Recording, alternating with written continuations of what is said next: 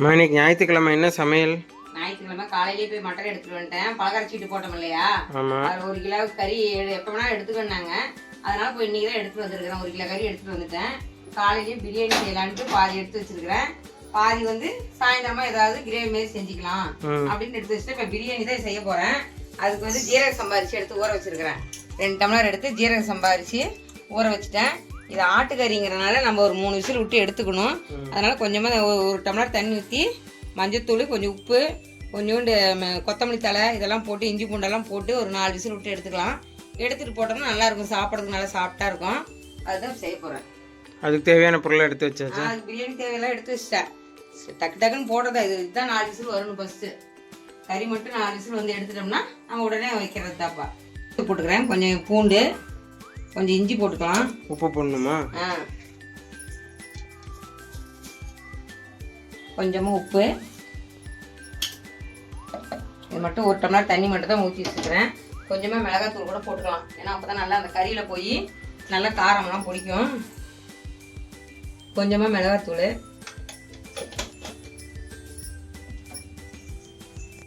அவ்வளோதான். இப்போ சும்மா கொஞ்சம் கொஞ்சம், ஏன்னா அந்த கறி சப்புன்னு இருக்கும். அதனால் மஞ்சத்தூள், உப்பு, கொஞ்சமாக மிளகாத்தூள், கொத்தமல்லி தழை, புதினா தழை இதெல்லாம் போட்டுருது, இஞ்சி பூண்டெல்லாம் போட்டுருக்குது. நம்ம அடுப்பத்தை வச்சு ஒரு 3 விசில் விட்டு எடுத்துக்கலாம். கறி வெந்துடும். கறி நல்லா சாப்பிட்டா இருக்குன்னு வச்சுக்குவேன். பிரியாணி 2 விசில் தானே விடுறோம். அதனால இது கறி ஒரு ஃபஸ்ட்டு போட்டு ஒரு 3 விசில் விட்டு எடுத்துக்கலாம். 4 விசில் வந்துச்சு. இதை ஓப்பன் பண்ணி பார்க்கலாம். நல்லா விசில் அடங்கிடுச்சு. இந்த நல்லா கறி நல்லா சாப்பிட்டா வெந்திருக்கும். இஞ்சி பூண்டு, மஞ்சத்தூள், கொஞ்சமாக மிளகாத்தூள், உப்பு, புதினா தழை, கொத்தமல்லி தழை இதெல்லாமே போட்டு வேக வச்சு வச்சுக்கிறேன். ஏன்னா அந்த கறியில் நல்லா அது காரமெல்லாம் பிடிக்கிட்டுங்கிறதுக்கோசரம் வச்சுருக்குது. இப்போ இந்த தண்ணி மட்டும் இருத்துட்டு அளந்து ஊற்றணும்னா நம்ம தண்ணி இருத்தி ஊற்றிக்கலாம். 1க்கு 2 ஊற்றணும். அதனால் நம்ம அளந்து ஊற்றலாம். 1 டம்ளர் தான் ஊற்றினேன். கறி அலசனம்ல, அதனால் அதில் தண்ணி விடும். இப்போ இந்த தண்ணியவே நம்ம அதுக்கு ஊற்றிக்க வேண்டியது தான். ஏன்னா அந்த குக்கரில் செய்ய முடியாது கண்ணே. இது 2 டம்ளர் அரிசி போட்டுக்கிறேன். அதனால பெரிய குக்கர் வச்சுக்கலாம். தேவையான அளவு எண்ணெய் ஊற்றிக்கலாம். எண்ணெய் காஞ்சிருச்சு. பட்டை, லவங்கம், அந்த பிரியாணிக்கு போடுற மசாலா எல்லாமே எடுத்து வச்சுக்கிறேன். பட்டை, லவங்கம்லாம் அதுவும் போட்டுக்கலாம். இது பாய் விட்டு பிரியாணி இலை, அது அவங்களே செடி வளர்த்துவாங்க. அந்த இலை இது, அதுவும் இதே போட்டுக்கலாம். இலை அது அவங்களே வீட்டில் வளர்த்துறாங்க. அதனால அவங்க கொடுத்தாங்க. அதனால காஞ்சி போச்சு. பச்சையாக கொடுத்தாங்க, அதனால காஞ்சிருச்சு. இதுலேயே வெங்காயம் ஃபஸ்ட்டு போட்டுக்கலாம். இஞ்சி பூண்டு போட்டால் எல்லாம் அடி பிடிச்சிக்கும். அதனால வெங்காயத்தை ஃபஸ்ட்டு போட்டுக்கலாம்.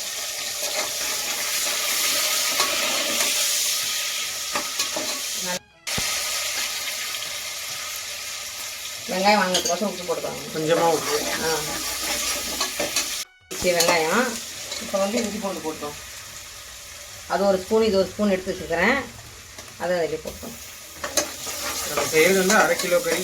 1/2 கிலோ கறி தான்ப்பா. அரிசி 1/2 கிலோ இருக்குமா? 1/2 கிலோ வரும். 1/2 கிலோ வரும். கொஞ்சமாக தானே செய்கிறோம். அப்புறம் மத்தியானம் சாயந்தரத்துக்கு அது செய்கிறோம்ல. நாம என்ன 3 பேத்துக்கு செய்கிறோம். நிறைய செய்கிறதா இருந்தால் தம் கொடுக்குற மாதிரி செய்யலாம். இது நம்ம 3 பேத்துக்கு சீக்கிரமாக குக்கரில் வச்சிடலாம் அப்படின்ட்டு குக்கரில் வச்சுட்டேன். ஃபஸ்ட்லேயே இஞ்சி பூண்டு போட்டால் எல்லாம் அப்படி பிடிச்சிக்கும் அந்த எண்ணெய்க்கு இருக்கும். அதனால் வெங்காயம் போட்டதுனால பாருங்கள் அடி பிடிக்காமல் இருக்குது. இப்போ தக்காளி போட்டுக்கலாம். நான் ஒரு 3 தக்காளி சின்னதாக தான் எடுத்துருக்கிறேன். ஒரு 3 தக்காளி போட்டுருவோம்.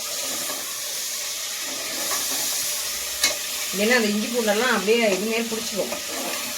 வெங்காயம் போட்டதுனால அது பிடிக்காமல் இருக்குது. தக்காளி நல்லா வணங்கிடணும். நல்லா அழுத்தி விட்டோம்னா அப்படியே வணங்கிடும்.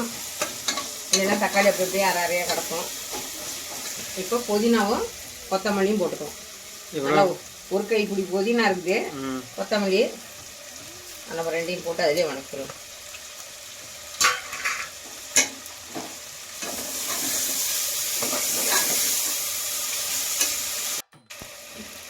மிளகாத்தூள், கொஞ்சம் மட்டன் மசாலா எடுத்து வச்சுருக்கிறேன். அது இதிலே போட்டுக்கலாங்க. நல்லாயிருக்கும் டேஸ்ட்டு. ஏன்னா நம்ம மட்டன் தானே செய்ய போகிறோம் பிரியாணி. வெறும் மிளகாத்தூளும் மட்டன் மசாலா, மட்டன் உப்பு நம்ம முன்ன கொஞ்சமாக போட்டது தான். ஆமாம்.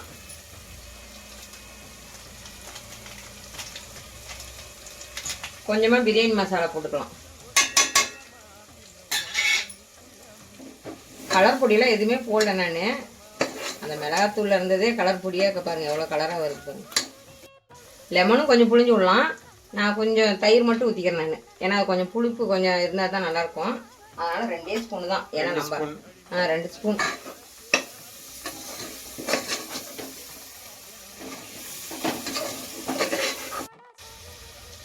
எங்கள் பையன் கொஞ்சமாக லெமனும் புளிஞ்சு விடுமான்னா நான் அதனால் கொஞ்சமாக லெமன் புளிஞ்சு விட்டுட்டேங்க. போட்ட மசாலாலாம் நல்லா வணங்கிடுச்சிங்க. இப்போ இந்த கறி நம்ம வேக வச்ச கறி இதுலேயும் போட்டுக்கலாம். நல்லா எல்லா பக்கமும் மிக்ஸ் ஆகிற நல்லா மிக்ஸ் ஆகிற மாரி.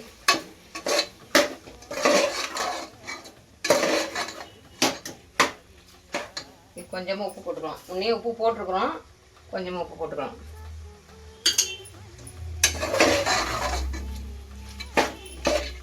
இது நம்ம ஏற்கனவே வேக வச்சு எடுத்துருக்குறோம் சிக்கனு மட்டனு. அதனால இப்படியே நல்லா சுட சுட சாப்பாடு ரசம் இருந்தால் போதுங்க. நல்லா சூப்பராக நல்லா காரசாரமாக இருக்கும். மட்டன் வறுவல் மேல் மிளகுத்தூள் போட்டால் மட்டன் வறுவல் தான். அந்த மட்டனில் வேக வச்ச தண்ணி எடுத்து ஆள் கொஞ்சமாக குடிச்சிட்டேங்க. பாரு எவ்வளோ தண்ணி ஊற்றி வச்சேன், இவ்வளோதான் இருக்குது.